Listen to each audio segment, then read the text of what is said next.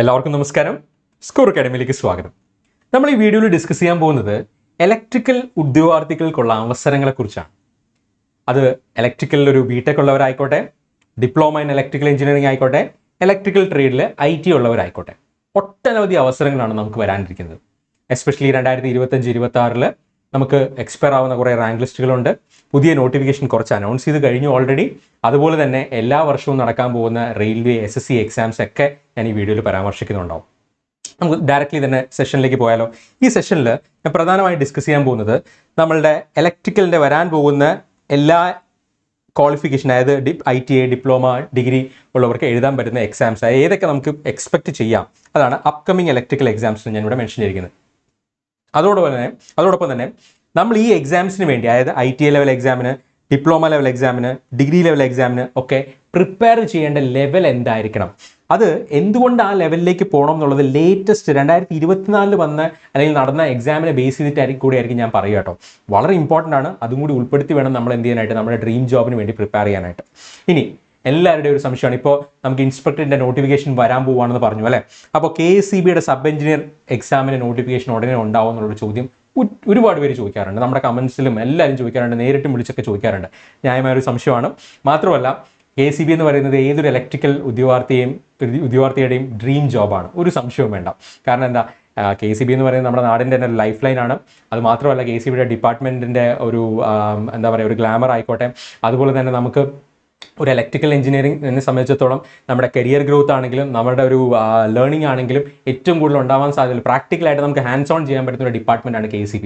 അതുകൊണ്ട് തന്നെ KSEBയിൽ ജോലി ചെയ്യുക എന്നുള്ളത് ഒരു ITA തൊട്ട് എഞ്ചിനീയറിംഗ് കഴിഞ്ഞ ഏതൊരു ഉദ്യോഗാർത്ഥിയുടെയും ഡ്രീം തന്നെയാണ്. അപ്പോൾ ആ എക്സാമിൻ്റെ KSEBയുടെ എക്സാമിൻ്റെ പോസിബിലിറ്റി എന്താണ്, അതുപോലെ തന്നെ ഈ വരാൻ പോകുന്ന ITA, ഡിപ്ലോമ, ഡിഗ്രി എക്സാംസിനൊക്കെ കോംപ്രിഹെൻസീവായി നമുക്ക് എങ്ങനെ പ്രിപ്പയർ ചെയ്യാം എന്ന് ഞാൻ പറയുന്നുണ്ടാവും. ഇനി ആദ്യം തന്നെ ITA ലെവൽ പോസ്റ്റുകൾക്ക് വേണ്ടി കേരള PSC 2020 മുതൽ പബ്ലിഷ് ചെയ്തിരിക്കുന്ന റാങ്ക് ലിസ്റ്റ് എത്രയാണെന്ന് നമുക്ക് നോക്കിയാലോ. നമുക്കൊരു ഐഡിയ കിട്ടും. അതിൽ തന്നെ 2025-26 എക്സ്പയർ ആവുന്ന റാങ്ക് ലിസ്റ്റ് എത്ര, അതനുസരിച്ച് ഇനി ITA ലെവലിന് എത്ര നോട്ടിഫിക്കേഷൻസ് വന്നേക്കാം, ഇതെല്ലാം നമുക്ക് ഫാക്ച്വലി ഒന്ന് നോക്കുക. ഞാനിവിടെ 2020 മുതൽ വന്ന റാങ്ക് ലിസ്റ്റുകൾ ഞാനിവിടെ മെൻഷൻ ചെയ്തിട്ടുണ്ട്. ഞാൻ ഓരോന്നിൻ്റെയും പേര് എഴുതിയിട്ടില്ല. ഇതെല്ലാം നമുക്ക് കേരള PSCയുടെ ഒഫീഷ്യൽ വെബ്സൈറ്റിൽ നിന്ന് നിങ്ങൾക്ക് കിട്ടുന്നുണ്ടാവും. ഞാനിവിടെ പേര് എഴുതാത്ത കാരണം എനിക്ക് ഒരുപാട് ആയിപ്പോകും, അതുകൊണ്ടാണ്. നോക്കുക, 2020 നമുക്ക് കോവിഡ് ആയതുകൊണ്ട് തന്നെ കാര്യമായിട്ടുള്ള റാങ്ക് ലിസ്റ്റുകൾ പബ്ലിഷ് ചെയ്തിരുന്നില്ല. പക്ഷെ അതിനുശേഷം നിങ്ങൾ നോക്കുക, ഇലക്ട്രീഷ്യൻ 2020 മുതൽ ഈ 25 മെയ് വരെ 37 റാങ്ക് ലിസ്റ്റുകൾ പബ്ലിഷ് ചെയ്തിട്ടുണ്ട്. ഒരു കാര്യം ആലോചിക്കുക, ITA ലെവൽ ആയതുകൊണ്ട് തന്നെ സ്റ്റേറ്റ് വൈഡും ഡിസ്ട്രിക്ട് വൈസുമായിട്ടുള്ള റാങ്ക് ലിസ്റ്റുകൾ ഉണ്ട്. അതുകൊണ്ടാണ് ഇത്രയും റാങ്ക് ലിസ്റ്റുകൾ വരുന്നത്. ഇനി skilled assistant 8, lineman 22, wireman 2 rank list, tradesman electrical 4. അങ്ങനെ നമ്മൾ എല്ലാം കൂടി കൂട്ടി നോക്കുമ്പോൾ 73ഓളം റാങ്ക് ലിസ്റ്റുകൾ ITA പോസ്റ്റുകൾക്ക് വേണ്ടി മാത്രം കേരള PSC പബ്ലിഷ് ചെയ്തിട്ടുണ്ട്. 73ഓളം. ഞാൻ ഇവിടെ ഒരു സ്റ്റാർ ഇട്ടേക്കുന്നത് എന്താണെന്ന് വെച്ചാൽ ഇതിനേക്കാൾ കൂടുതലുണ്ട്. ഇതിൽ ഞാൻ ഇലക്ട്രിക്കൽ ട്രേഡ്, ഇലക്ട്രിക്കലുകാർക്ക് മാത്രം അപ്ലൈ ചെയ്യാൻ പറ്റുന്നത് ബേസ് ചെയ്തിട്ടുള്ള റാങ്ക് ലിസ്റ്റുകൾ മാത്രമേ ഉൾപ്പെടുത്തിയിട്ടുള്ളൂ. കാരണം ചിലതൊക്കെ ഇപ്പോൾ ഓപ്പറേറ്റർ ഒന്നും ഞാൻ ഇതിൽ ഉൾപ്പെടുത്തിയിട്ടില്ല. കാരണം അത് മറ്റ് ബ്രാഞ്ചുകാർക്കും എന്ത് ചെയ്യാം, അപ്ലൈ ചെയ്യാം. ഇലക്ട്രിക്കലിനോടൊപ്പം തന്നെ മറ്റ് ബ്രാഞ്ചുകാർക്കും അപ്ലൈ ചെയ്യാൻ പറ്റുന്നത് ഞാൻ അതിവിടെ ഉൾപ്പെടുത്തിയിട്ടില്ല. ഇനി ഇതൊക്കെ പോട്ടെ, നമ്മൾ 2024-ലെയും 25-ലെയും കണക്ക് കൂട്ടണ്ട. 2023 വരെയുള്ളത് കണക്കൂട്ടിയാൽ തന്നെ ഏകദേശം 44ഓളം റാങ്ക് ലിസ്റ്റുകളുണ്ട്. ഈ 44ഓളം റാങ്ക് ലിസ്റ്റുകൾ ഞാൻ എന്തിനാണ് എടുത്തു പറഞ്ഞത്, ഈ 44ഓളം റാങ്ക് ലിസ്റ്റുകൾ വരാൻ പോകുന്ന 2025-26 അതിൻ്റെ എക്സ്പയറി സംഭവിക്കുന്നതാണ്. അപ്പോൾ നിങ്ങൾക്ക് ഒരു ഡൗട്ട് ഉണ്ടാവും, അപ്പോൾ ഈ 44നെ പുതിയ നോട്ടിഫിക്കേഷൻ വരുമെന്ന് വെച്ചാൽ തീർച്ചയായിട്ടും ഇല്ല. കാരണം അതായത് ഡിപ്പാർട്ട്മെന്റിന്റെ വേക്കൻസി, അതുപോലെ തന്നെ കേഡർ സ്ട്രെങ്ത്, റിട്ടയർമെന്റ്, ഇതിനെയൊക്കെ ബേസ് ചെയ്തിട്ടായിരിക്കും. ഇനി ഞാൻ പറഞ്ഞു വന്നത് അതൊന്നുമല്ല, ഈ ITA ലെവലിൽ മാത്രം ഈ 73 റാങ്ക് ലിസ്റ്റുകൾ വന്നിട്ടുണ്ട്. ഇതിൽ നിങ്ങൾ 73 പോട്ടെ 70, എൻ്റെ ഓരോ റാങ്ക് ലിസ്റ്റിൽ നിന്നും 5 അഡ്വൈസ് പോയിട്ടുണ്ടെന്ന് തന്നെ നിങ്ങൾ വിചാരിക്കുക. അപ്പം തന്നെ എത്ര ആൾക്കാർക്കാണ് അഡ്വൈസ് പോയിട്ടുള്ളതെന്ന്. ഇത് ഞാൻ പറഞ്ഞത് ഏറ്റവും കുറച്ചാണ് കേട്ടോ, ഇത്ര അല്ല, ഇതിലും കൂടുതലുണ്ട്. അത്രയും അഡ്വൈസ് പോയിട്ടുണ്ട്. ഇനി ഇതും പോട്ടെ, ഇതിൻ്റെ പകുതിയായിട്ട് എടുക്കുക, അപ്പം തന്നെ എത്രയാണ്, ഏകദേശം 200ഓളം അടുപ്പിച്ച് അഡ്വൈസസ് പോയിട്ടുണ്ടാവും, അല്ലെങ്കിൽ അത്രയും പേർക്ക് ജോലി പോയിട്ടുണ്ടാവും, ജോലിക്ക് ഉള്ള നോട്ടിഫിക്കേഷൻ പോയിട്ടുണ്ടാവും. ഇനി ഞാൻ ഈ പറഞ്ഞ പോലെ 44ഓളം റാങ്ക് ലിസ്റ്റുകളാണ് എന്ത് ചെയ്യുന്നത്, 44ഓളം റാങ്ക് ലിസ്റ്റുകൾ 2023 വന്നതാണ്. അത് ഈ 2024, 25, 26 കൂടി എന്ത് ചെയ്യുന്നുണ്ടാവും, എക്സ്പയർ ആകുന്നുണ്ടാവും. അപ്പോൾ ഈ 44 ഒരു പകുതി എടുക്കട്ടെ, അല്ലെങ്കിൽ പോട്ടെ 20 എണ്ണത്തിൻ്റെയെങ്കിലും പുതിയ നോട്ടിഫിക്കേഷൻ നമുക്ക് എക്സ്പെക്ട് ചെയ്യാം. പോയിന്റ് ക്ലിയർ ആണോ? അതിലൊരു 2 വേക്കൻസി വെച്ച് നിങ്ങൾ കൂട്ടുക, അല്ലെങ്കിൽ ഒരു 2-3 വേക്കൻസി വെച്ച് കൂട്ടിയാൽ തന്നെ ഏകദേശം 50ഓളം വേക്കൻസി നിങ്ങൾക്ക് പ്രതീക്ഷിക്കാം. ഇതൊക്കെ ഒരു പ്രതീക്ഷയ്ക്ക് വകയുള്ള കാര്യങ്ങളല്ലേ? പഠിച്ചു തുടങ്ങാൻ ഇതിലും കൂടുതൽ കാരണങ്ങൾ വേണ്ടോ? ഇത് ഞാൻ പറഞ്ഞത് എന്താണ്, ITA ലെവലിൻ്റെ മാത്രമാണ്. ഇത് ITA ഉണ്ടെങ്കിൽ, അല്ലെങ്കിൽ ITO BTECോ ഡിപ്ലോമയോ ഉള്ളവർക്കൊക്കെ എന്ത് ചെയ്യാം, ഇതിലേക്ക് അപ്ലൈ ചെയ്യാം. ഞാൻ ഈ പറഞ്ഞതെല്ലാം എന്താണ്, ഒരു അപ്രോക്സിമേറ്റ് വാല്യൂ ആണ്. പഠിച്ചു തുടങ്ങാൻ ഇതിൽ കൂടുതൽ കാരണങ്ങളൊന്നും ആവശ്യമില്ല. ഇനി കേരള PSCയുടെ ഏറ്റവും വലിയ അഡ്വാൻറ്റേജ് എന്താ, ഇപ്പോൾ നേരത്തെ കൂട്ടി തന്നെ അവർ നോട്ടിഫിക്കേഷൻ ഇറക്കുന്നു. റാങ്ക് ലിസ്റ്റ് നിലവിലുള്ളപ്പോൾ തന്നെ പുതിയ നോട്ടിഫിക്കേഷൻ കൊണ്ടുവരുന്നുണ്ട്. അതിൻ്റെ തന്നെ എക്സാം നേരത്തെ കൂട്ടി ജനുവരി ഫസ്റ്റ് വീക്ക്, എല്ലാ വർഷവും ജനുവരി തന്നെ അതിൻ്റെ കലണ്ടർ പബ്ലിഷ് ചെയ്യുന്നുണ്ട്. നേരത്തെ കൂട്ടി ഉദ്യോഗാർത്ഥികൾക്ക് അറിയാം എത്ര റാങ്ക് ലിസ്റ്റ് അല്ലെങ്കിൽ എന്നത്തേക്ക് എക്സാം വരും, എനിക്ക് എത്ര സമയമുണ്ട് പഠിക്കാൻ, അതനുസരിച്ച് പ്ലാൻ ചെയ്യാനുള്ള എല്ലാ അവസരങ്ങളുണ്ട്. ഞാൻ ഈ പറഞ്ഞതെല്ലാം ഏറ്റവും ചുരുങ്ങിയ കാര്യങ്ങളാണ്, ഏറ്റവും കുറഞ്ഞ കാര്യങ്ങളാണ് ഈ പറഞ്ഞത്. ഇത് നിങ്ങൾക്ക് എന്നെ അനലൈസ് ചെയ്ത് നോക്കാം. ഇതിൽ കൂടുതൽ റാങ്ക് ലിസ്റ്റ് ഉണ്ടെങ്കിലേ ഉള്ളൂ. പോയിന്റ് ക്ലിയർ ആണോ? ഇനി ഡിപ്ലോമ ലെവൽ ഏതൊക്കെയാണ് വന്നതെന്ന് നോക്കിയാലോ. ഡിപ്ലോമ ലെവലിൽ വന്നിട്ടുള്ള റാങ്ക് ലിസ്റ്റ്, അത് ഞാൻ 2022 മുതലുള്ള റാങ്ക് ലിസ്റ്റാണ് ഇട്ടേക്കുന്നത്. നോക്കുക, ഇത്രയും റാങ്ക് ലിസ്റ്റ് വന്നിട്ടുണ്ട്. അതായത് electrical supervisor, draughtsman grade 1, draughtsman grade 2, ഇതിൽ ചിലതൊക്കെ ഇൻ സർവീസും വന്നിട്ടുണ്ട്. നിങ്ങൾ ഏതെങ്കിലും ഒരു പോസ്റ്റിൽ ഡിപ്പാർട്ട്മെൻറ്റിൽ കയറി കഴിഞ്ഞാൽ നിങ്ങളുടെ ക്വാളിഫിക്കേഷൻ ഹയർ ആണെങ്കിൽ അത് വെച്ചിട്ട് തന്നെ നിങ്ങൾക്ക് എന്ത് എഴുതാം, നിങ്ങൾക്ക് ഇൻ സർവീസ് കോട്ടയിൽ അല്ലെങ്കിൽ ബൈ ട്രാൻസ്ഫർ എക്സാം എഴുതി നിങ്ങൾക്ക് നിങ്ങളുടെ ക്വാളിഫിക്കേഷൻ അനുസരിച്ചുള്ള പ്രൊമോഷൻ നിങ്ങൾക്ക് കിട്ടും. അതും ഒരു അവസരമാണ്. അതായത് എൻ്റെ ഡ്രീം ജോബ് മാത്രം അല്ലെങ്കിൽ എൻ്റെ ക്വാളിഫിക്കേഷൻ അനുസരിച്ചുള്ള പോസ്റ്റ് മാത്രം ഞാൻ എഴുതാം എന്ന് വിചാരിച്ചിരുന്നാൽ ചിലപ്പോൾ നമുക്ക് ഒരുപാട് നാൾ വെയിറ്റ് ചെയ്യേണ്ടി വരും. മറിച്ച് എനിക്ക് അപ്ലൈ ചെയ്യാൻ പറ്റുന്ന എല്ലാം എഴുതി അതിനുവേണ്ടി കോംപ്രിഹെൻസീവായി പ്രിപ്പയർ ചെയ്ത് അതിൻ്റെ ഒരു റാങ്ക് ലിസ്റ്റിലേക്ക് എത്തിപ്പെടാൻ പറ്റിക്കഴിഞ്ഞാൽ നമുക്ക് ഏത് പരീക്ഷ അല്ലെങ്കിൽ ഏത് നമ്മുടെ ഡ്രീം ജോബ് ആണോ അതിലേക്ക് എത്താൻ ഒരുപാട് വഴികൾ നമുക്ക് തുറന്നു കിട്ടും. ആ ഒരു കാര്യം കൂടെ നിങ്ങൾ ഓർക്കുക. ഇനി അതുപോലെ തന്നെ നമ്മളിവിടെ റാങ്ക് ലിസ്റ്റ് എക്സ്പയർ ആവുന്ന ഞാൻ നേരത്തെ തന്നെ പറഞ്ഞു, ഡ്രാഫ്റ്റ്സ്മാൻ ഉണ്ട്, അതുപോലെ തന്നെ ഓവർസിയർ ഗ്രേഡ് 2, ഗ്രേഡ് 1 ഒക്കെ ഉണ്ട്. അപ്പോൾ ഇതിലെല്ലാം ഈ റാങ്ക് ലിസ്റ്റ് എല്ലാം നിലവിൽ വന്നത് എന്താണ്, 2023 വന്ന റാങ്ക് ലിസ്റ്റുകളാണ്. അപ്പോൾ ഇതെല്ലാം 4, 5, 6 2026 എക്സ്പയർ ആകാൻ പോകുന്ന റാങ്ക് ലിസ്റ്റുകളാണ്. ഇതിൽ തന്നെ നമ്മുടെ എല്ലാവരുടെയും ഡ്രീം ജോബായിട്ടുള്ള KCB സബ് എഞ്ചിനീയർ ഞാനിവിടെ 5ാം നമ്പറിൽ ഇട്ടിട്ടുണ്ട്. KCB സബ് എഞ്ചിനീയർ അതിൻ്റെ റാങ്ക് ലിസ്റ്റ് നിലവിൽ വന്നത് എന്താണ്, 29/11/2023 ഇത് എക്സ്പയർ ആകുന്ന എപ്പോഴായിരിക്കും, 28/11/2026 ആയിരിക്കും. അപ്പോൾ റാങ്കിൽ ഇതിൻ്റെ നോട്ടിഫിക്കേഷൻ വരുമോ എന്നുള്ളതാണ് എല്ലാവരുടെയും ചോദ്യം. ന്യായമായ സംശയമാണ്. കാരണം എന്താ, നമ്മൾ ഇനി ഡിഗ്രി ലെവൽ നോക്കുമ്പോൾ നമുക്കിപ്പോൾ അസിസ്റ്റന്റ് ഇലക്ട്രിക്കൽ ഇൻസ്പെക്ടറിന്റെ നോട്ടിഫിക്കേഷൻ വരാൻ പോകാന്ന് പറഞ്ഞു.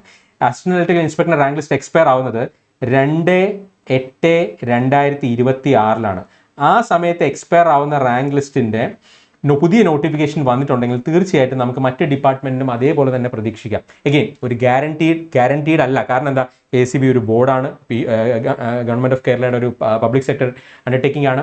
അതുകൊണ്ട് തന്നെ അവരുടെ ഡിപ്പാർട്ട്മെന്റിലെ റിട്ടയർമെന്റും കേഡർ സ്ട്രെങ്തും അതുപോലെ തന്നെ അവരുടെ പോളിസീസ് അനുസരിച്ചായിരിക്കും വരിക. പക്ഷേ എന്തായാലും റിട്ടയർമെന്റിനനുസരിച്ച് മാൻ പവർ വേണ്ടേ. അപ്പോൾ നമുക്ക് എക്സാക്ട് ഡേറ്റ് പ്രിഡിക്റ്റ് ചെയ്യാൻ പറ്റിയില്ലെങ്കിലും റാങ്ക് ലിസ്റ്റ് എക്സ്പയർ ആവുന്നതിനോടൊപ്പം തന്നെ എന്ത് ചെയ്യാം, പുതിയ നോട്ടിഫിക്കേഷൻ നമുക്ക് എക്സ്പെക്ട് ചെയ്യാം എന്നുള്ളത് നമുക്ക് ഇപ്പോൾ പറയാൻ പറ്റില്ല. അത് ആർക്കും പ്രിഡിക്റ്റ് ചെയ്യാൻ പറ്റില്ല. പക്ഷേ ഈ പറയുന്ന പോലെ എല്ലാ ഡിപ്പാർട്ട്മെന്റിലും മുൻകൂട്ടി, അതായത് റാങ്ക് ലിസ്റ്റ് എക്സ്പയർ ആവുന്നതിന് മുമ്പ് തന്നെ അടുത്ത റാങ്ക് ലിസ്റ്റ് നിലവിൽ വരാനുള്ള കാര്യങ്ങളാണ് PSC ഇപ്പോൾ ചെയ്തു വരുന്നത്.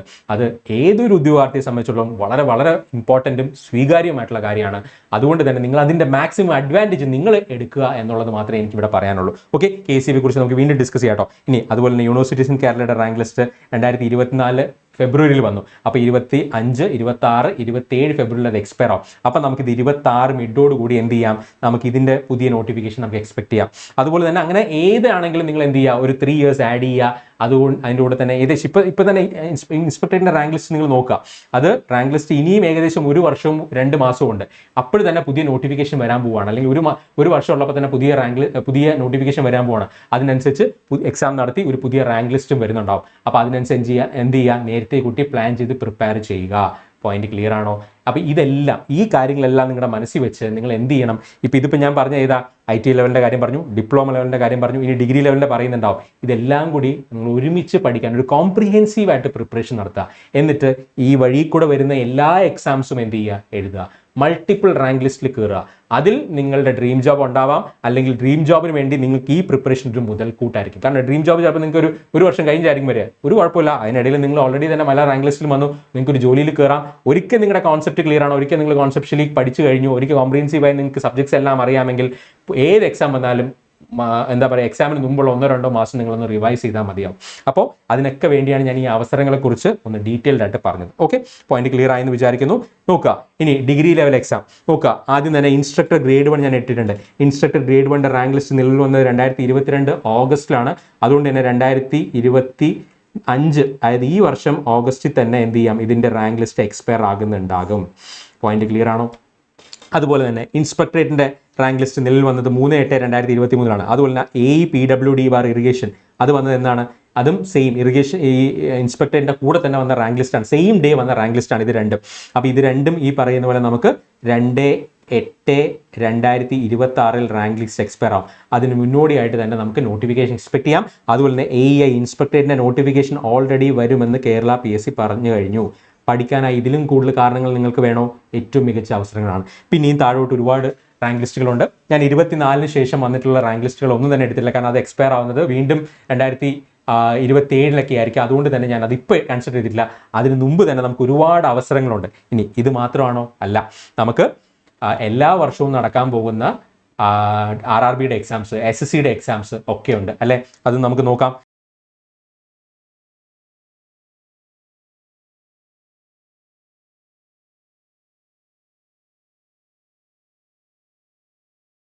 നോക്കുക, ഈ വർഷം മാത്രം നടക്കുന്ന ഇതിൽ 2 എക്സാംസ്, അതായത് പോളിടെക്നിക് ലെക്ചർ ഇലക്ട്രോണിക്സും എഞ്ചിനീയറിംഗ് അസിസ്റ്റന്റ് ഇലക്ട്രോണിക്സ് ഒഴികെ ബാക്കി എല്ലാം തന്നെ ഈ വർഷം നടക്കാൻ പോകുന്ന ഇലക്ട്രിക്കലിൻ്റെ എക്സാംസ് ആണ്. 2025 നടക്കാൻ പോകുന്ന ഇലക്ട്രിക്കൽ എക്സാംസ് ആണ്. ഇതിൽ ഓരോന്നിലും നിങ്ങൾ ഒരു 3-4 വേക്കൻസി വെച്ച് കൂട്ടുക. അപ്പോൾ തന്നെ എത്ര വേക്കൻസി ആയി? അത് പോരെ, നിങ്ങൾക്ക് ഒരു റാങ്ക് ലിസ്റ്റ്, നിങ്ങൾക്ക് ഒരു വേക്കൻസി പോരെ ജോലി കിട്ടാനായിട്ട്. അപ്പോൾ ഞാൻ അല്ലെങ്കിൽ നിങ്ങൾ വിചാരിക്കുന്ന ഒരു ജോലിക്ക് വേണ്ടി മാത്രമേ നിങ്ങൾ പഠിക്കൂ എന്നുള്ളൊരു വാശി പിടിക്കരുത്. ആ ജോലി നിങ്ങളുടെ മനസ്സിൽ ഡ്രീം ജോബായിട്ട് ഇരുന്നോട്ടെ, അത് വരുമ്പോൾ നിങ്ങൾക്ക് എഴുതാം. പക്ഷേ ആ വഴിയെ വരുന്ന എല്ലാ എക്സാംസും ഒന്ന് എഴുതുക. നിങ്ങളുടെ പ്രിപ്പറേഷൻ ഈ പറയുന്ന പോലെ കോംപ്രിഹെൻസീവായി നടത്തുക. വരാൻ പോകുന്ന എല്ലാ എക്സാംസിനും എഴുതുക. ഒന്നിലധികം റാങ്ക് ലിസ്റ്റിൽ ഇടം നേടുക. എന്നിട്ട് ഇഷ്ടമുള്ള ജോലി ഹാൻഡ് പിക്ക് ചെയ്യുക. ഇതാണ് നിങ്ങൾക്ക് ചെയ്യാൻ പറ്റുന്ന കാര്യം. ഇനി ഈ വർഷം നടക്കുന്ന ITA ലെവൽ എക്സാംസ് ഉണ്ടോ? 3 എക്സാംസ് ഉണ്ട്. ഇനി ഈ വർഷം ഇനി PWD ലൈൻമാൻ എക്സാം വരാനുണ്ട്. അതിൻ്റെ ഡേറ്റ് വന്നിട്ടില്ല. ഇപ്പോൾ സ്കിൽഡ് അസിസ്റ്റന്റ് ഒക്ടോബർ നടക്കാൻ പോകുന്നുണ്ട്. അതുപോലെ തന്നെ assistant lineman Guruvayur Devaswom board, Kerala PSC അല്ല, പക്ഷേ ഗുരുവായൂർ ദേവസ്വം ബോർഡിൽ അസിസ്റ്റന്റ് ലൈൻമാൻ വിളിച്ചിട്ടുണ്ട്. ITA-കാർക്ക് എഴുതാം. അപ്പോൾ ഇങ്ങനത്തെ ഒട്ടനവധി അവസരങ്ങളുണ്ട്. ഈ അവസരങ്ങളെല്ലാം നിങ്ങൾക്ക് അപ്ലൈ ചെയ്യാൻ പറ്റുന്ന എല്ലാ എക്സാംസും നിങ്ങൾ എന്ത് ചെയ്യുക, പോയി എഴുതുക. കാരണം ഇതെല്ലാം നിങ്ങളുടെ പ്രിപ്പറേഷൻ്റെ മുതൽക്കൂട്ട് തന്നെയാണ്. ഓരോ എക്സാമും നിങ്ങൾക്ക് ഫ്രീ ആയിട്ട് കിട്ടുന്ന ഒരു പ്രാക്ടീസാണ്, അത് മറക്കരുത്. പോയിന്റ് ക്ലിയർ ആണോ? അല്ലാതെ എൻ്റെ ക്വാളിഫിക്കേഷൻ അനുസരിച്ചുള്ള അല്ലെങ്കിൽ എൻ്റെ ഡ്രീം ജോബ് മാത്രമേ ഞാൻ എഴുതൂ എന്ന് വാശി പിടിക്കരുത്. പോയിന്റ് ക്ലിയർ ആയെന്ന് വിചാരിക്കുന്നു. ഓക്കെ, ഇനി നോക്കുക, നിങ്ങളുടെ ഡ്രീം ജോബിലേക്ക് എത്താനായിട്ട് ഞാൻ നേരത്തെ പറഞ്ഞ പോലെ നമുക്ക് ഒന്നിലധികം പ്ലാൻസ് ഉണ്ടാവണം. കാരണം എപ്പോഴും ഞാൻ നേരത്തെ ഇപ്പോൾ എൻ്റെ dream job KCB sub engineer ആണെന്ന് വിചാരിക്കാം. ഞാൻ സബ് എഞ്ചിനീയർ വരുമ്പോൾ മാത്രം പഠിച്ചെഴുതാം എന്ന് വിചാരിക്കുന്നത് മണ്ടത്തരമാണ്. കാരണം എന്താണ്, ഇതിനിടയിൽ കുറേ അവസരങ്ങളുണ്ടാവും. ഇതിനിടയിൽ വരുന്ന അവസരങ്ങൾ എല്ലാത്തിനും നിങ്ങൾ പ്രിപ്പയർ ചെയ്യുക. അപ്പോൾ സബ് എഞ്ചിനീയറിന് വേണ്ടി, കാരണം ഇതിൻ്റെ ടെക്നിക്കൽ സിലബസ് എല്ലാം ഏറെക്കുറെ സെയിം ആണ്. മാത്രമല്ല നിങ്ങൾ ഓരോ തവണയും പ്രിപ്പയർ ചെയ്ത് റിവൈസ് ചെയ്യുമ്പോഴത്തേക്കും നിങ്ങളുടെ technical skill, problem solving skill ഇതെല്ലാം എന്ത് ചെയ്യുന്നുണ്ടാവും, കൂടുന്നുണ്ടാവും. അപ്പോൾ നിങ്ങളുടെ ഡ്രീം ജോബ് വരുമ്പോൾ നിങ്ങൾക്ക് ചുമ്മാ പോയി എഴുതിയാൽ മതി, നിങ്ങൾക്ക് കിട്ടും. അപ്പോൾ അതിനുവേണ്ടി നിങ്ങളുടെ ഫൗണ്ടേഷനും കോൺസെപ്റ്റ്സും ഒക്കെ ഇപ്പോഴേ ക്ലിയർ ആക്കി വെക്കുക. എന്നിട്ട് നിങ്ങളുടെ ഡ്രീം ജോബ് വരുമ്പോൾ കട്ടക്കിരുന്ന് റിവൈസ് ചെയ്യുക, പോയി എഴുതുക, നിങ്ങൾക്ക് ആ ജോലിയിലേക്ക് കയറാൻ പറ്റും. അങ്ങനെ വേണം നിങ്ങളുടെ ഡ്രീം അച്ചീവ് ചെയ്യാനായിട്ട്. അല്ലാതെ ഒറ്റ സ്റ്റെപ്പ് ആയിരിക്കില്ല, ചിലപ്പോൾ അതിൻ്റെ ഇടയിൽ 1-2 സ്റ്റെപ്പൊക്കെ വേണ്ടി വരും. ആ കാര്യം ഓർത്തിരിക്കുക. അതിനുവേണ്ടി നിങ്ങൾ നടത്തേണ്ടത് ഒരു പ്രോഗ്രസീവ് ലേണിംഗ് ആണ്, ഒരു കോംപ്രിഹെൻസീവ് ആയിട്ടുള്ള പ്രിപ്പറേഷനാണ്. Very very important. ഒരു എക്സാമിന് വേണ്ടി ഒരു കാരണവശാലും പഠിക്കരുത്. മൾട്ടിപ്പിൾ എക്സാംസിന് വേണ്ടി പഠിക്കുക. ഒരു എക്സാമിന് വേണ്ടി പഠിച്ചാലുള്ള കുഴപ്പം എന്താ അറിയോ? അഥവാ ആ എക്സാം ടഫായി എന്ന് വിചാരിക്കുക, അല്ലെങ്കിൽ ആ എക്സാം നിങ്ങൾക്ക് നന്നായിട്ട് എഴുതാൻ പറ്റില്ലെങ്കിൽ നിങ്ങൾ കംപ്ലീറ്റ്ലി ഡിസപ്പോയിൻറ്റഡ് ആവും. മറിച്ച് ഒരു എക്സാമിന് വേണ്ടി അല്ല, നിങ്ങൾ മൊത്തത്തിൽ പഠിക്കുകയാണെങ്കിൽ നിങ്ങൾക്ക് വഴിയെ പോകുന്ന എല്ലാ എക്സാംസും എഴുതി നിങ്ങൾക്ക് ഈ പറയുന്ന പോലെ എല്ലാ റാങ്ക് ലിസ്റ്റിലും വരാം. ഡ്രീം ജോബ് വരുമ്പോൾ ഈ പ്രിപ്പറേഷൻ്റെ ഒന്നൊന്ന് റിവൈസ് ചെയ്തിട്ട് പോയാൽ മതി, കിട്ടും. ഇതാണ് നമ്മുടെ എല്ലാ ടോപ്പേഴ്സും ചെയ്തിരിക്കുന്നത്. നമ്മുടെ ടോപ്പേഴ്സിൻ്റെ ഇൻ്റർവ്യൂസ് കിടപ്പുണ്ട്. അല്ലെങ്കിൽ നിങ്ങൾ ഈ ടോപ്പേഴ്സിനൊക്കെ നിങ്ങൾക്ക് ഇവരൊക്കെ നിങ്ങൾക്ക് ആക്സസ് ചെയ്യും. നിങ്ങൾ അവരോട് ചോദിക്കുക, എങ്ങനെയാണ് പഠിക്കേണ്ടത്, എങ്ങനെയാണ് പഠിച്ചത്, എന്തൊക്കെയാണ് അവർ ചെയ്ത മിസ്റ്റേക്സ് അവർ പറഞ്ഞു തരും. നിങ്ങളുടെ സീനിയേഴ്സോ നിങ്ങളുടെ ഫ്രണ്ട്സോ ഒക്കെ ആരെങ്കിലും ഒക്കെ കോൺടാക്ട് ഉണ്ടാവും, അവരോട് ചോദിക്കുക. അപ്പം നിങ്ങൾക്ക് മനസ്സിലാവും ഇതെന്ന് സക്സസ് എന്ന് പറയുന്നത് നമ്മുടെ ഡ്രീം ജോബിലേക്ക് നിങ്ങൾ ഒറ്റ സ്റ്റെപ്പിലായിരിക്കില്ല എത്തുക, ചിലപ്പോൾ 2-3 സ്റ്റെപ്പ് വഴിയൊക്കെ ആയിരിക്കും എത്തുക. അത് നിങ്ങൾ മനസ്സിലാക്കാം. പോയിന്റ് ക്ലിയർ ആയെന്ന് വിചാരിക്കുന്നു. അപ്പോൾ ഓൾവേസ് നിങ്ങളുടെ ഗോൾ എന്ന് പറയുന്നത് ഷുഡ് ബി കോംപ്രിഹെൻസീവ് പ്രിപ്പറേഷൻ ആയിരിക്കണം. അതുപോലെ തന്നെ പ്രോഗ്രസീവായി പഠിച്ചു പോവുക. ഓരോ സബ്ജക്റ്റിൻ്റെയും കോൺസെപ്റ്റ് മനസ്സിലാക്കി അതിലുള്ള പ്രോബ്ലംസ് സോൾവ് ചെയ്ത് നമ്മുടെ മിസ്റ്റേക്സ് മനസ്സിലാക്കി വീണ്ടും അത് കറക്റ്റ് ചെയ്ത് വീണ്ടും റിവൈസ് ചെയ്ത് ഷോർട്ട് നോട്ട് ഉണ്ടാക്കി പ്രോഗ്രസീവായി പഠിച്ചു പോവുക. കോംപ്രിഹെൻസീവായി എല്ലാ എക്സാംസിന് വേണ്ടിയും പഠിക്കുക. പോയിന്റ് ക്ലിയർ ആണല്ലോ? ക്ലിയർ ആയെന്ന് വിചാരിക്കുന്നു. ഞാൻ നേരത്തെ പറഞ്ഞ പോലെ കേരള PSC മാത്രമല്ല, എല്ലാ വർഷവും നടത്താൻ പോകുന്ന RRB junior engineer SSC exam എല്ലാ വർഷവും നടത്തുന്ന SSC RRB ജൂനിയർ എഞ്ചിനീയർ 2025 മുതൽ ഇനി എല്ലാ വർഷവും നടത്തുമെന്നാണ് പറയുന്നത്. അതുപോലെ തന്നെ RRBയുടെ എക്സാം ഇപ്പോൾ നമുക്ക് എല്ലാ വർഷവും എക്സ്പെക്ട് ചെയ്യാം. SSC ജൂനിയർ എഞ്ചിനീയർ നടത്താറുണ്ട്. ഇനി എല്ലാ വർഷവും RRB NTPC RRB ALP ഉണ്ടാവും. ഇതെല്ലാം ബിടെക്കാർ ഏറ്റവും കൂടുതൽ ആൾക്കാർ ഇത് പോകുന്ന പോസ്റ്റുകളാണ് ALPയും NTPCയും. ഇതെല്ലാം നമുക്ക് എഴുതാൻ പറ്റുന്നതാണ്. പിന്നെ ഞാൻ നേരത്തെ പറഞ്ഞ പോലെ ഒരിക്കൽ നിങ്ങളൊരു സർവീസിൽ കയറി, ഞാൻ നേരത്തെ പറഞ്ഞ പോലെ നിങ്ങളുടെ ക്വാളിഫിക്കേഷൻ എന്തും ആയിക്കോട്ടെ, നിങ്ങൾക്ക് എഴുതാൻ പറ്റുമെങ്കിൽ അതിൽ കയറുക. ചിലപ്പോൾ നിങ്ങളുടെ ക്വാളിഫിക്കേഷൻ ഒത്ത ജോലി ആയിരിക്കില്ല, അത് ഒരു കുഴപ്പമില്ല. നിങ്ങൾക്ക് ആ ഡിപ്പാർട്ട്മെന്റിൽ തന്നെ ബൈ ട്രാൻസ്ഫർ എക്സാമോ അല്ലെങ്കിൽ ഇൻ സർവീസ് കോട്ടയിലോ എന്ത് ചെയ്യാം, അത് ഒരു കേരള PSC എക്സാം തന്നെയാണ്. അത് എഴുതി അതിൽ നിങ്ങൾക്ക് ആകെ ലിമിറ്റഡ് കോമ്പറ്റീഷനേ ഉള്ളൂ. സർവീസ് ഡിപ്പാർട്ട്മെന്റിലുള്ള ആൾക്കാരുടെ ഒരു കോമ്പറ്റീഷൻ മാത്രമേ ഉള്ളൂ. അതുവഴി നിങ്ങൾക്ക് എന്ത് ചെയ്യാം, നിങ്ങളുടെ ഡ്രീം ജോബിലേക്കോ നിങ്ങളുടെ ക്വാളിഫിക്കേഷൻ അനുസരിച്ചുള്ള ഡെസിഗ്നേഷനിലേക്ക് എത്താം. അങ്ങനെയും ഓപ്പർച്യൂണിറ്റി. അങ്ങനെ ഓപ്പർച്യൂണിറ്റി നോക്കി ഒരുക്കുന്ന ഒരാളാണെങ്കിൽ ഒട്ടനവധി ഓപ്പർച്യൂണിറ്റി ഉണ്ട്, എല്ലായിടത്തും ഓപ്പർച്യൂണിറ്റി ഉണ്ട്. അത് കറക്റ്റായിട്ട് കണ്ടെത്തി ഈ നമ്മളൊരു അർഗൻസ് ഇല്ലാതെ, നമ്മൾ ഈ പറയുന്നത് ഇന്ന പോസ്റ്റ് മാത്രമേ ഞാൻ എഴുതുള്ളൂ അല്ലെങ്കിൽ ഇന്ന പോസ്റ്റിന് വേണ്ടി മാത്രമേ പഠിക്കുള്ളൂ എന്നുള്ളൊരു ചിന്തയില്ലാതെ എല്ലാത്തിനും പഠിക്കുകയാണെങ്കിൽ നമുക്ക് ഒരുപാട് അവസരങ്ങൾ കിട്ടും. എന്നിട്ട് നമുക്ക് തന്നെ ചൂസ് ചെയ്യാം, എന്നാൽ ഈ ഡിപ്പാർട്ട്മെന്റിലേക്ക് ഞാൻ പോവാം, അല്ലെങ്കിൽ ഇതാണ് ഇതിൻ്റെ ബെനിഫിറ്റ് എന്ന് പറഞ്ഞ് ഇത് എനിക്ക് പാഷനേറ്റ് ആയിട്ടുള്ളൊരു ജോലിയാണ്. അതനുസരിച്ച് നമുക്ക് ഒരുപാട് ചോയ്സസ് വരും. ആ രീതിയിൽ നിങ്ങളൊന്ന് പ്ലാൻ ചെയ്യുക. പോയിന്റ് ക്ലിയർ ആയെന്ന് വിചാരിക്കുന്നു. ഓക്കെ, ഇനി അടുത്തത്, എങ്ങനെയാണ് നമ്മൾ ഈ വരാൻ പോകുന്ന എക്സാംസിന് പ്രിപ്പയർ ചെയ്യേണ്ടത് എന്നുള്ളൊരു ചോദ്യം ഉണ്ടാവും. അതിനുവേണ്ടിയാണ് ഞാൻ ഈ ലേറ്റസ്റ്റ് ആയിട്ടുള്ള 1-2 എക്സാം 2024 നടന്നിരിക്കുന്ന 2 എക്സാംസിൻ്റെ കാര്യം ഞാൻ പറയാം. ഒന്ന് ട്രേഡ്സ്മാൻ ഇലക്ട്രിക്കൽ ITI ലെവലോട്ട് ഡിപ്ലോമക്കാർക്കും ബിടെക്കാർക്കും ഒക്കെ എഴുതാം. അതുപോലെ തന്നെ ജൂനിയർ ഇൻസ്ട്രക്ടർ ഓവർസീസ് ഗ്രേഡ് 1. അതുപോലെ തന്നെ പിന്നെ ഡിഗ്രി ലെവലിൽ നടന്ന AE ഹാർബർ. ഇതിൻ്റെയൊക്കെ ക്വസ്റ്റ്യൻസ് നിങ്ങളൊന്ന് അനലൈസ് ചെയ്ത് നോക്കുക. നമ്മൾ ഇതിന് മുമ്പ് കണ്ടിട്ടുള്ള കേരള PSC ചില നിന്ന് വളരെ വ്യത്യസ്തമാണ്. അല്ലെങ്കിൽ ചില സബ്ജക്ട്സ് അത്യാവശ്യം ടഫായിട്ട്, അത്യാവശ്യം സ്റ്റാൻഡേർഡ് ആയിട്ട്, അത്യാവശ്യം കൺഫ്യൂസിംഗ് ആയിട്ടുള്ള ക്വസ്റ്റ്യൻസ് ഉൾപ്പെടുത്തിയിട്ടുണ്ട്. ഇത് ചിലപ്പോൾ ഇതിലാണെങ്കിൽ ട്രേഡ്സ്മാൻ ആണെങ്കിൽ ചിലപ്പോൾ ഒരു സബ്ജക്ട് മാത്രമായിരിക്കും, ഡിസൈൻ വയറിങ്ങിൻ്റെയോ അല്ലെങ്കിൽ ഈ പറയുന്ന പവർ സിസ്റ്റത്തിൻ്റെയോ അല്ലെങ്കിൽ ഈ പറയുന്ന പോലെ നമ്മളുടെ AC ഫണ്ടമെന്റൽസിൻ്റെ ഒക്കെ ആയിരിക്കും. ചിലതിലിപ്പോൾ ഫോർ എക്സാമ്പിൾ ട്രേഡ്സ്മാനിലാണെങ്കിൽ തന്നെ ഓംസ് ലോയുടെ ഒരു ക്വസ്റ്റ്യൻ ചോദിച്ചിട്ടുണ്ട്. ഓംസ് ലോ സാധാരണ നമുക്ക് എല്ലാം സിമ്പിളാണ്, പക്ഷേ ഒരു ITI ലെവൽ എക്സാമിന് ഓംസ് ലോ ഒരു സ്റ്റേറ്റ്മെന്റ് ടൈപ്പ് ആയിട്ടാണ് ചോദിച്ചിരിക്കുന്നത്. അതായത് നമുക്ക് ഒറ്റയടിക്ക് കണ്ട് ആൻസർ എഴുതാൻ പറ്റില്ല. അതിൽ തന്നിരിക്കുന്ന എല്ലാ സ്റ്റേറ്റ്മെന്റും നമ്മൾ എന്ത് ചെയ്യണം, അറിഞ്ഞിരിക്കണം. ആ രീതിയിലൊക്കെ PSC എന്ത് ചെയ്യുന്നുണ്ട്, ITI ലെവൽ എക്സാമിനെ പോലും എന്ത് ചെയ്യുന്നുണ്ട്, മാറ്റിയിട്ടുണ്ട്. അപ്പോൾ ആ രീതിയിൽ നമ്മുടെ പ്രിപ്പറേഷൻ നമ്മൾ മുന്നോട്ട് കൊണ്ടുപോയാലല്ലേ നമുക്ക് എക്സാംസ് കൺഫ്യൂഷൻ ഇല്ലാതെ തന്നെ പെട്ടെന്ന് എഴുതാൻ പറ്റുള്ളൂ.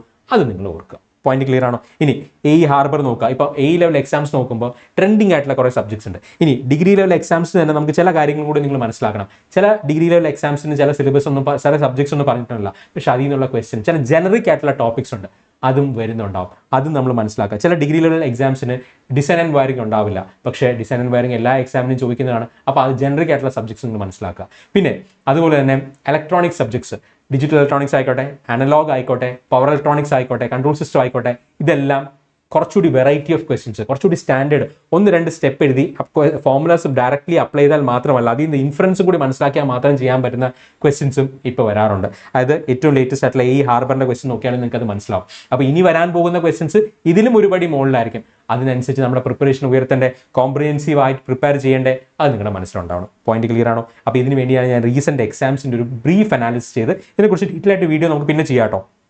ഇനി ഞാനിപ്പോൾ ഈ പറഞ്ഞ കാര്യങ്ങൾ കണ്ടോ, അഡ്വാൻസ് ലെവൽ ക്വസ്റ്റ്യൻസ് നമ്മൾ മനസ്സിലാക്കണം, അതിൽ നിന്ന് എക്സ്പെക്റ്റഡ് ക്വസ്റ്റ്യൻസ് നിങ്ങൾ മനസ്സിലാക്കണം. അതുപോലെ തന്നെ ജനറിക് ആയിട്ടുള്ള ടോപ്പിക്സ് സിലബസിൽ ഉണ്ടെങ്കിലും ഇല്ലെങ്കിലും പഠിച്ചിരിക്കണം. അപ്പോൾ ഏതാണ് ജനറിക് ലെവൽ ടോപ്പിക്സ്, ജനറിക് ആയിട്ടുള്ള ടോപ്പിക്സ് നിങ്ങൾ അറിഞ്ഞിരിക്കണം. പിന്നെ അതുപോലെ തന്നെ ട്രെൻഡിങ് ആയിട്ടുള്ള സബ്ജക്ട്സ് ഞാൻ നേരത്തെ പറഞ്ഞില്ലേ, ഡിജിറ്റലിൽ നിന്നൊക്കെ കുറച്ച് കൺഫ്യൂസിംഗ് ആയിട്ടുള്ള ചോദ്യങ്ങൾ ഇലക്ട്രിക്കൽ വരാറുണ്ട്. അതുപോലെ തന്നെ അല്ലെങ്കിൽ വന്നിട്ടുണ്ട്. ഇപ്പോൾ ഞാൻ ഈ ഹാർബറിൻ്റെയൊക്കെ അല്ലെങ്കിൽ ഇൻസ്ട്രക്ടറിൻ്റെ ഒക്കെ കാര്യമാണ് അതാണ് പറഞ്ഞത്. അതുപോലെ തന്നെ പവർ ഇലക്ട്രോണിക്സിൻ്റെയും കൺട്രോൾ സിസ്റ്റത്തിൻ്റെയൊക്കെ വ്യത്യസ്തമായി അല്ലെങ്കിൽ ഈ ഡയറക്റ്റ് നമുക്ക് അപ്ലൈ ചെയ്യാൻ പറ്റാത്ത അല്ലെങ്കിൽ ഡയറക്റ്റ് നമുക്ക് ആൻസറിലേക്ക് എത്താൻ പറ്റാത്ത ചോദ്യങ്ങൾ വരുന്നുണ്ട്. അപ്പോൾ അതെല്ലാം ഒരു പോസിറ്റീവ് ട്രെൻഡാണ്. അതിനനുസരിച്ച് നമ്മുടെ പ്രിപ്പറേഷൻ നമ്മൾ ഉയർത്തിയാൽ മതിയാകും. പോയിന്റ് ക്ലിയർ ആണല്ലോ? ഇനി നോക്കുക, എപ്പോഴും ഈ ചേഞ്ചസ് നേരത്തെ കൂട്ടി മനസ്സിലാക്കുന്ന ഒരാളാണ്, അല്ലെങ്കിൽ അത് ഇപ്പോൾ ഞാനിത് പറയുന്നത് ഉൾക്കൊള്ളുന്ന ആളായിരിക്കും എപ്പോഴും എന്ത് ചെയ്യുക, അവരുടെ പ്രിപ്പറേഷൻ ഇതെല്ലാം കൊണ്ടുവന്ന് ആ നമ്മളുടെ എക്സാമിന് മുന്നോടി, എക്സാം എങ്ങനെ വന്നാലും ഓക്കെ ഞാനിതൊക്കെ പഠിച്ചതാണല്ലോ എന്നുള്ള ആറ്റിറ്റ്യൂഡിൽ നമുക്ക് എഴുതാൻ പറ്റണമെങ്കിൽ നമ്മൾ മുൻകൂട്ടി ഇതെല്ലാം കാണണം. 2020 നമ്മളിത് പറയുമ്പോൾ പല കുട്ടികളും ചോദിക്കാറുണ്ട്, നമ്മൾ ക്ലാസ്സിൽ ഫിഗറുള്ള ക്വസ്റ്റ്യൻസ് ഒക്കെ ചെയ്യുമ്പോൾ പല കുട്ടികളും ചോദിക്കാറുണ്ട്. ശരിയാണ്, 2020 മുമ്പ് 1-2 എക്സാംസ് മാത്രമേ ഫിഗർ വന്നിട്ടുള്ളൂ. മെജോറിറ്റി ക്വസ്റ്റ്യൻസിന് ഫിഗറുള്ള ക്വസ്റ്റ്യൻസ് ഒന്നും വരാറില്ല. അപ്പോൾ അതുകൊണ്ട് തന്നെ ഫിഗർ ഉള്ളത് പഠിക്കണോ? പിന്നെ നോക്കുക, ഇപ്പോൾ 2023-24 ഫിഗറുള്ള ക്വസ്റ്റ്യൻസ് ആണ് കൂടുതൽ. അപ്പോൾ ഫിഗറുള്ള ക്വസ്റ്റ്യൻസ് വരും. അപ്പോൾ അതിൽ തന്നെ പല സർക്യൂട്ട്സ് ഉണ്ടാകാം. പിന്നെ സ്റ്റേറ്റ്മെന്റ് ടൈപ്പ് ക്വസ്റ്റ്യൻസ് നമ്മൾ ക്ലാസ്സിൽ ഓൾറെഡി തന്നെ പറയുന്നുണ്ട്. പക്ഷേ 2020 മുമ്പ് സ്റ്റേറ്റ്മെന്റ് ടൈപ്പ് ക്വസ്റ്റ്യൻസ് കുറവായിരുന്നു. ഇപ്പോൾ എല്ലാ എക്സാമിനും സ്റ്റേറ്റ്മെന്റ് ടൈപ്പ് ക്വസ്റ്റ്യൻസ് വരാറുണ്ട്. Applicational questions, logic based questions, type based questions, formula based questions, ഇതെല്ലാം വേർതിരിച്ച് മനസ്സിലാക്കി കോൺസെപ്റ്റ് മനസ്സിലാക്കി പഠിച്ചിരുന്നാൽ മാത്രമേ എക്സാം എങ്ങനെ വന്നാലും നമുക്ക് ടോപ്പിൽ വരാൻ പറ്റുള്ളൂ. ഇത് പഠിക്കുക എന്ന് പറയുന്നത് അത്ര എളുപ്പമുള്ള കാര്യമല്ല. പക്ഷെ പഠിച്ചു കഴിഞ്ഞാൽ പിന്നെ ഏത് എക്സാം വന്നാലും എഴുതുന്നത് എളുപ്പമുള്ള കാര്യമാണ്. ആ കാര്യങ്ങൾ നിങ്ങളുടെ മനസ്സിൽ ഉറപ്പിക്കുക. പോയിന്റ് ക്ലിയർ ആണോ? ഇനി ഇതോടൊപ്പം തന്നെ ഏറ്റവും ഇമ്പോർട്ടൻ്റ്, നമ്മൾ ഇത്രയും അവസരങ്ങളെ കുറിച്ച് പറഞ്ഞു, എങ്ങനെ പഠിക്കണം എന്നുള്ളതിനെ കുറിച്ച് ബ്രീഫായിട്ടൊന്ന് പറഞ്ഞു. ഇനി നമ്മൾ ഏറ്റവും ഇമ്പോർട്ടൻ്റ് ആയിട്ട് കാര്യം എന്താണെന്നറിയോ? ഈ പ്രിപ്പറേഷൻ സമയത്ത് നമ്മുടെ മൈൻഡ് സെറ്റ് എങ്ങനെയായിരിക്കണം എന്നുള്ളതാണ്. കുറേ ഇമ്പോർട്ടൻറ്റ് ചെക്ക് പോയിന്റ്സ് ഉണ്ട് അതിൽ. അതാണ് പല കുട്ടികളും തെറ്റിക്കുന്ന കാര്യം. അതാണ് ആ ചെക്ക് പോയിന്റ്സ് എന്താണെന്ന് ഞാനൊന്ന് പറയട്ടെ. നോക്കുക, first rank list is not everything. എന്താ ഞാൻ ഈ ഡയലോഗ് കൊണ്ട് ഉദ്ദേശിക്കുന്നത്? വളരെ ഇമ്പോർട്ടൻ്റ് ആണ് കേട്ടോ. അതായത് നമ്മൾ ഞാൻ നേരത്തെ പറഞ്ഞത്, നമ്മൾ ഒരു എക്സാമിന് വേണ്ടി മാത്രമാണ് പ്രിപ്പയർ ചെയ്യുന്നതെങ്കിൽ അതിന് വേണ്ടി മാത്രം പ്രിപ്പയർ ചെയ്ത് ആ എക്സാം എഴുതുമ്പോൾ ചിലപ്പോൾ നമ്മൾ വിചാരിച്ചതുപോലെ ആ എക്സാമിന് നമുക്ക് പെർഫോം ചെയ്യാൻ പറ്റിയില്ലെങ്കിൽ നമ്മുടെ ഓപ്ഷൻസ് അവിടെ അടയുകയാണ്. മറിച്ച് ഞാൻ വരുന്ന എല്ലാ എക്സാംസും പ്രിപ്പയർ ചെയ്യണം. അത് ചിലപ്പോൾ ഫസ്റ്റ് ഞാൻ പ്രിപ്പയർ ചെയ്ത് തുടങ്ങുന്ന ചിലപ്പോൾ ഹാഫ് പ്രിപ്പറേഷനിലായിരിക്കും ഒരു എക്സാം പോയി എഴുതുക. ആ റാങ്ക് ലിസ്റ്റ് ചിലപ്പോൾ ഞാൻ ബാക്കിലോട്ട് ആയി പോയി കാണും, അല്ലെങ്കിൽ ചിലപ്പോൾ റാങ്ക് ലിസ്റ്റിലേ വന്നിട്ടുണ്ടാവില്ല. ഒരു കുഴപ്പമില്ല, അത് നിങ്ങളുടെ ഫസ്റ്റ് റാങ്ക് ലിസ്റ്റ് ആണ്. അതിൽ നിങ്ങൾക്ക് രക്ഷപ്പെടാൻ പറ്റിയില്ല എന്ന് വിചാരിച്ച് ഒരിക്കലും വിഷമിക്കരുത്. കാരണം നിങ്ങൾ നമ്മുടെ എല്ലാ ടോപ്പേഴ്സിനും എടുത്ത് നോക്കുക, അവർ ടോപ്പിൽ വന്നിരിക്കുന്നത് അവരുടെ ഫസ്റ്റ് റാങ്ക് ലിസ്റ്റ് അല്ല, ചിലപ്പോൾ അവരുടെ രണ്ടാമത്തെയോ മൂന്നാമത്തെയോ നാലാമത്തെയോ ഒക്കെ റാങ്ക് ലിസ്റ്റിലായിരിക്കും. അത് നിങ്ങളുടെ മനസ്സിലും ഉണ്ടാവണം. അതുകൊണ്ട് ഞാൻ പറഞ്ഞത്, നിങ്ങൾക്കൊരു ഡ്രീം ജോബ് ഉണ്ടെങ്കിൽ ആ ഡ്രീം ജോബിൻ്റെ നോട്ടിഫിക്കേഷൻ വരുന്നത് വരെ നിങ്ങൾ വെയിറ്റ് ചെയ്യരുത്. എസ്പെഷ്യലി KCB എക്സാം ആണ് നിങ്ങളുടെ ഡ്രീം ജോബെങ്കിൽ അതിൻ്റെ നോട്ടിഫിക്കേഷൻ വരുന്നവരെ നിങ്ങൾ വെയിറ്റ് ചെയ്യരുത്. വരുന്ന എല്ലാ എക്സാമും എഴുതുക. എന്നിട്ട് KCB വരുമ്പോൾ അതിന് ഈ പ്രിപ്പറേഷൻ നിങ്ങൾക്കൊരു മുതൽക്കൂട്ടായിരിക്കും. ആ ഒരു പോയിന്റ് ക്ലിയർ ആണോ? അതാണ് ഞാൻ ഇവിടെ എഴുതിയിരിക്കുന്നത്. ഒരു ജോലി എങ്ങനെയെങ്കിലും ഒപ്പിക്കാൻ നോക്കുക. അവിടെ നിന്ന് നിങ്ങൾക്ക് ഡ്രീം ജോബിലേക്ക് ചാടാനായിട്ട് നിങ്ങൾക്ക് എളുപ്പമാണ്. പക്ഷെ ഒരു ജോലി ആദ്യം കിട്ടുക എന്നുള്ളത്, എങ്ങനെയെങ്കിലും പഠിച്ചൊരു ജോലി മേടിക്കുക. അവിടെ നിന്ന് ഡ്രീം ജോബിലേക്ക് എത്തുക എന്ന് പറയുന്നത് കമ്പാരിറ്റീവ്ലി ഈസിയാണ്. പോയിന്റ് ക്ലിയർ ആണോ? അതല്ല, ഡ്രീം ജോബിലേക്ക് മാത്രമേ ഞാൻ പഠിക്കൂ എന്ന് വിചാരിക്കുന്നത് റിസ്കിയാണ്. അങ്ങനെ ചെയ്യരുത്. അത് പലപ്പോഴും നമുക്ക് നമ്മൾ വിചാരിച്ചെന്നുള്ളൊരു റിസൾട്ട് ചിലപ്പോൾ കിട്ടിയെന്ന് വരില്ല.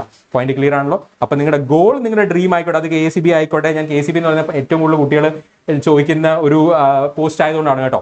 കാരണം മാത്രമല്ല, ഒരു ഇലക്ട്രിക്കൽ കഴിഞ്ഞ ഒരു ഉദ്യോഗാർത്ഥിയെ സംബന്ധിച്ചോളം ഡ്രീം ജോബ് എന്ന് പറയുന്നത് എപ്പോഴും KCB തന്നെയാണ്. KCB എന്ന് പറയുന്നത് നമ്മുടെ നാടിന്റെ ലൈഫ് ലൈൻ ആണ്. അത് മാത്രമല്ല, അതിന് ഒരു ഇലക്ട്രിക്കൽ എഞ്ചിനീയേഴ്സിന്റെ ഇടയിലുള്ള സ്വീകാര്യത എന്ന് പറയുന്നത് വലുത് തന്നെയാണ്. അവിടെ നിങ്ങൾ ഡ്രീം ജോബ് KCB ആയിട്ട് വെക്കുന്നതിൽ യാതൊരു തെറ്റുമില്ല. പക്ഷെ ഞാൻ പറഞ്ഞു വരുന്നത്, ഡ്രീം ജോബ് അച്ചീവ് ചെയ്യാനായിട്ട് നിങ്ങൾ ചിലപ്പോൾ അതിന് മുമ്പും ഉള്ള എക്സാംസ് എഴുതേണ്ടി വരും. അതിന് മുമ്പുള്ള ജോലികൾ ചിലപ്പോൾ നിങ്ങൾ അപ്പോയിന്റഡ് ആവേണ്ടി വരും. അതിൽ നിന്ന് വീണ്ടും പഠിക്കുക. കാരണം ഒരു പെർട്ടിക്കുലർ പോസ്റ്റിലേക്ക് മാത്രമേ ഞാൻ പഠിക്കുള്ളൂ എന്നുള്ളൊരു വാശി പിടിക്കരുത്. കാരണം അതിന് ഒരുപാട് റിസ്ക് ഉണ്ട്. അതുകൊണ്ട് മാത്രമാണ് ഞാൻ ഇങ്ങനെ പറഞ്ഞത് കേട്ടോ. ഇനി കേരള PSC നമുക്ക് വരുന്ന ഏറ്റവും വലിയ മോട്ടിവേഷൻ എന്താ? ഒരു റാങ്ക് ലിസ്റ്റ് നിലവിൽ നിൽക്കെ തന്നെ അടുത്ത നോട്ടിഫിക്കേഷൻ കൊണ്ടുവന്നിരിക്കുകയാണ് അല്ലേ? അതുകൊണ്ടുള്ള അഡ്വാൻറ്റേജ് എന്താ?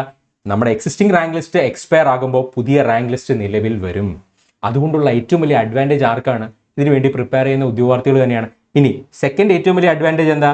നമുക്ക് എല്ലാ വർഷവും ജാനുവരി ഫസ്റ്റ് വീക്ക് തന്നെ എന്തറിയാം, എക്സാം കലണ്ടർ പബ്ലിഷ് ചെയ്യുന്നുണ്ടാവും. അതുകൊണ്ട് തന്നെ നമുക്ക് ഒരു എക്സാമിന് വേണ്ടി പ്രിപ്പയർ ചെയ്യാൻ, അല്ലെങ്കിൽ ആ എക്സാം ഏത് മാസമായിരിക്കും നടക്കാമെന്ന് മുൻകൂട്ടി അറിയാം. ഇത്രയും ബെനിഫിറ്റ്സ് കേരള PSC നമുക്ക്, അല്ലെങ്കിൽ ഉദ്യോഗാർത്ഥികൾക്ക് വേണ്ടി ചെയ്യുന്നുണ്ട്. അപ്പോൾ അതുകൊണ്ട് തന്നെ ഈ കാര്യങ്ങളെല്ലാം മനസ്സിലാക്കിക്കൊണ്ട്, ഈ കാര്യങ്ങളെല്ലാം മുന്നിൽ കണ്ടുകൊണ്ട് പ്രിപ്പറേഷൻ സ്റ്റാർട്ട് ചെയ്യുക. എഗെയിൻ, നിങ്ങളുടെ ഡ്രീം ജോബ് ഏതുമായിക്കോട്ടെ, നിങ്ങളുടെ അടുത്ത് വരുന്ന എല്ലാ അവസരങ്ങളെയും എന്ത് ചെയ്യുക, നിങ്ങൾ മുറുക്കി പിടിക്കുക. ആ അവസരങ്ങൾക്ക് വേണ്ടിയിട്ട് എന്ത് ചെയ്യുക, ഏറ്റവും നല്ല രീതിയിലുള്ള എഫേർട്ട് എടുക്കുക. നോക്കുക, നിങ്ങളുടെ ഡ്രീം ജോബ് ഇവിടെയായിരിക്കും. ഇത് റോഡ് മാപ്പ് ടു സക്സസ് ആണ്. എന്താണ് ഡ്രീം ജോബ്? ഇതായിരിക്കും. പക്ഷേ ആ ഡ്രീം ജോബിലേക്ക് എത്തുന്നതിന് മുമ്പ് ചിലപ്പോൾ നിങ്ങൾക്ക് മറ്റ് പല ജോലികളും അല്ലെങ്കിൽ പല ഓപ്പർച്യൂണിറ്റീസും ഉണ്ടാവും. അവിടെയൊക്കെ നിങ്ങൾ എന്ത് ചെയ്യുക, ഡയറക്റ്റ് ഡ്രീം ജോബിലേക്ക് ആയിരിക്കില്ല പലരും എത്തുക. അപ്പോൾ അതിന് മുമ്പ് വരുന്ന എല്ലാ അവസരങ്ങളെയും കണ്ടുപിടിക്കുക, ആ അവസരങ്ങൾക്ക് വേണ്ടി അധ്വാനിക്കുക, ആ അവസരങ്ങൾക്ക് വേണ്ടി കോംപ്രിഹെൻസീവായി പ്രിപ്പയർ ചെയ്യുക. അത് തീർച്ചയായിട്ടും നിങ്ങളുടെ ഡ്രീം ജോബിലേക്ക് എത്തിക്കും. ആ ഒരു പോയിന്റ് എപ്പോഴും നിങ്ങൾ ഓർക്കുക. ആ കാര്യങ്ങൾ തന്നെയാണ് ഞാൻ ഈ ഒരു സെഷനിൽ പറയാൻ ഉദ്ദേശിച്ചത്. കാരണം അവസരങ്ങളെ കുറിച്ച് പറയുന്നതിനോടൊപ്പം തന്നെ ഈ ഡ്രീം ജോബ് എന്ന് പറയുന്ന, അല്ലെങ്കിൽ പലപ്പോഴും പല കുട്ടികൾക്കും ഒരു ഡ്രീം ജോബ് ഉണ്ട്, അല്ലെങ്കിൽ ഞാൻ ആ ജോലിക്ക് വേണ്ടി മാത്രമേ അപ്ലൈ ചെയ്യൂ എന്നുള്ളൊരു തെറ്റിദ്ധാരണയുണ്ട്. അങ്ങനെ ചെയ്യരുത്. മൾട്ടിപ്പിൾ റാങ്ക് ലിസ്റ്റിലേക്ക് വരാൻ ശ്രമിക്കുക. ഓക്കെ, അപ്പോൾ ഇത്രയും കാര്യങ്ങൾ ക്ലിയർ ആയെന്ന് വിചാരിക്കുന്നു. ഞാൻ നേരത്തെ പറഞ്ഞ പോലെ നിങ്ങളുടെ ഡ്രീം ജോബ് എന്തും ആയിക്കോട്ടെ, പഠിത്തം സിസ്റ്റമാറ്റിക് ആയിട്ട്, കൺസിസ്റ്റൻ്റ് ആയിട്ട്, ഓർഗനൈസ്ഡ് ആയിട്ട് തന്നെ ചെയ്യുക. ക്വാളിറ്റി ഓഫ് പ്രിപ്പറേഷൻ വളരെയധികം ഇമ്പോർട്ടൻ്റ് ആണ്. കാരണം അത്രയും കോമ്പറ്റീറ്റീവ് ആണ്.